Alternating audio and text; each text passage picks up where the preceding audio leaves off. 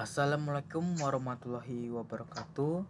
Saya Renhat Denil Ramadan dari kelas 1A Teknologi Rekayasa Perangkat Lunak NPM 247833029 ingin mempresentasikan materi analisis implementasi hak dan kewajiban warga negara dalam kehidupan sehari-hari.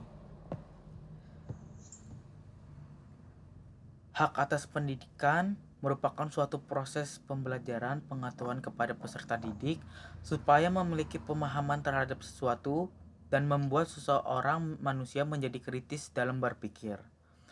Menurut Ki Hajar Dewantara, pendidikan adalah proses menuntun segala kekuatan kodrat yang ada pada anak-anak peserta didik agar mereka sebagai manusia dan sebagai anggota masyarakat dapat mencapai keselamatan dan kebahagiaan setinggi-tingginya.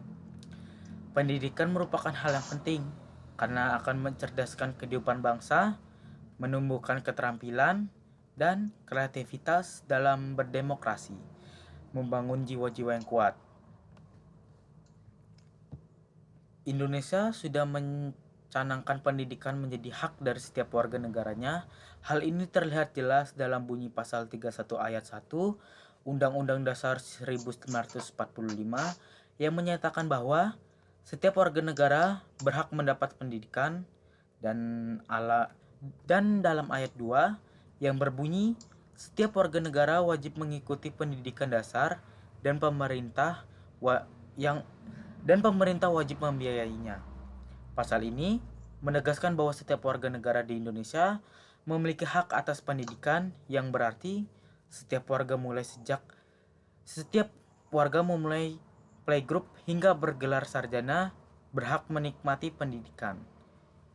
Oleh Habib 2008. Peran pemerintah, regulasi dan penegakan hukum. Pemerintah bertanggung jawab untuk membuat undang-undang yang melindungi hak asasi manusia seperti kebebasan berpendapat, hak atas pendidikan, dan hak kesehatan misalnya. Di Indonesia, Undang-Undang Dasar 1945 menjamin hak-hak tersebut.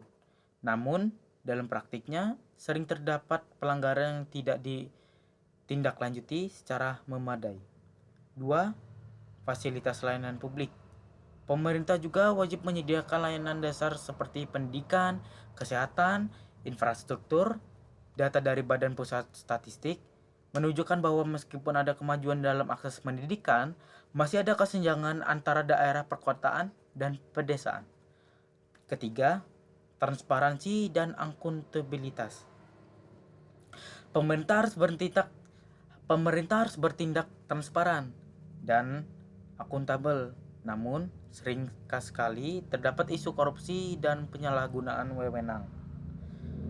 Laporan dari Transparency International menunjukkan bahwa Indonesia masih menghadapi tantangan dalam hal integrasi pemerintah. Peran warga negara. 1. Partisipasi dalam proses politik. Warga negara memiliki hak untuk terlibat dalam pemilihan umum dan proses pengambilan keputusan. Tingkat partisipasi pemilih di Indonesia dapat bervariasi. Misalnya pada pemilu 2019, partisipasi mencapai sekitar 81% yang menunjukkan antusiasme meski ada ruang untuk perbaikan. Kedua, kesadaran dan pendidikan hak. Warga negara harus sadar akan hak-haknya dan berusaha untuk mendidik diri sendiri serta orang lain. Program pendidikan tentang hak asasi manusia di berbagai organisasi dan non-pemerintah menunjukkan upaya meningkatkan kesadaran meskipun belum menjangkau seluruh lapisan masyarakat. Ketiga, pengawasan dan advokasi. Warga negara juga berperan sebagai pengawas pemerintah. Contohnya, gerakan sosial seperti reformasi di korupsi menunjukkan bagaimana masyarakat sipil dapat menuntun akuntabilitas dari pemerintah. Contoh, gerakan reformasi korupsi pada tahun 2019 mengunggah masyarakat untuk menuntun transparansi dan akuntabilitas dan pemerintah dan berhasil untuk menarik perhatian media serta kebangkitan kesadaran publik.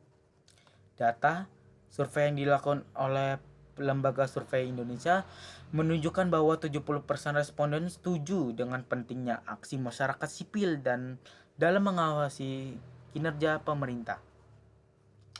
Faktor-faktor yang mempengaruhi terjadinya kehilangan hak atas pendidikan merupakan suatu hak bagi setiap manusia di muka bumi ini. Pendidikan dapat ditempuh sejak dini hingga maut datang menjemput. Pendidikan pun dapat dicari di mana saja, kapan saja, dan dari mana saja.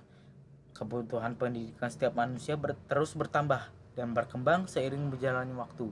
Meski di Indonesia, hak atas pendidikan merupakan hak warga negara. Namun pada kenyataannya, tidak semua bisa merasakan hak atas pendidikan.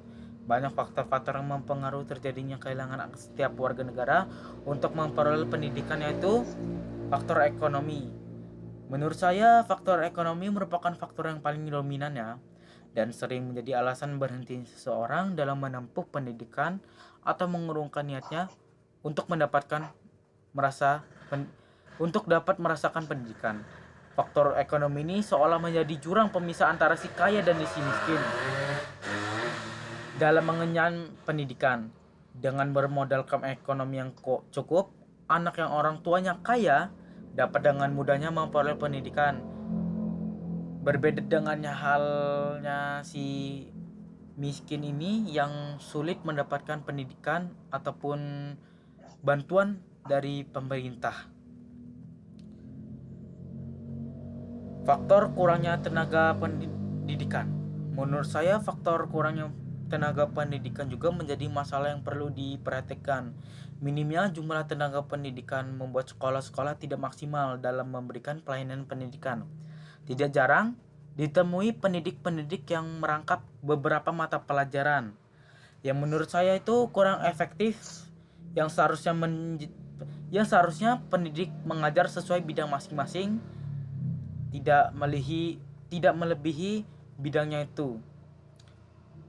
Kurangnya pendidik juga bisa dikarenakan oleh usia pendidik yang sudah saatnya pensiun namun belum menemukan penggantinya. Faktor ketidakmerataan pendidikan di pedalaman. Faktor ini dominan terjadi banyak anak-anak yang tidak merasakan pendidikan dikarenakan tinggal daerah pedalaman yang sangat kurang diperhatikan oleh pemerintah. Padahal banyak anak-anak di pedalaman yang ingin merasakan pendidikan berbanding terbalik dengan mereka yang tinggal di kota-kota besar yang mudahnya memilih ingin menempuh pendidik di mana dan kualitas yang seperti apa. Solusi yang diberikan. Solusi itu semua pihak yang terkait dan berperan dalam memajukan bangsa ini harus dapat membantu anak-anak mendapat perlakuan yang melanggar HAM. Seperti dalam permasalahan ini hendaknya pemerintah mengambil langkah untuk mengatasinya. Pemerintah juga harus melindungi hak-hak untuk memperoleh pendidikan tanpa memandang dari segi manapun, serta mengawasi dengan seksama bagaimana proses perkembangan pendidikan di Indonesia. 2. Mengenali anak yang bersangkutan. Dalam hidup masyarakat, tentu manusia tidak bisa terpisah dari manusia lainnya karena manusia merupakan makhluk sosial. Dengan saling mengenal satu sama lain, kita akan menghadapi karakteristik anak dan mengetahui juga ekonomi keluarganya seperti apa, sehingga kita merasa hidup di atas mereka dapat memberikan bantuan pada mereka. Sekecil apapun bantuan kita pasti akan sangat berguna bagi mereka. Ketiga, memberikan motivasi kepada anak-anak bersangkutan. Sebagai makhluk sosial, sudah sepantasnya kita saling tolong-menolong. Dalam hal ini kita dapat memberikan bantuan tidak hanya soal materi, namun kita juga dapat memberikan bantuan berupa motivasi, semangat, nasihat, dorongan moral, dan jalan keluar dari masalah yang mereka hadapi. Dan ini adalah referensi yang saya temukan dari ini, bisa dilihat. Sekian dari saya. Maaf jika banyak salah kata.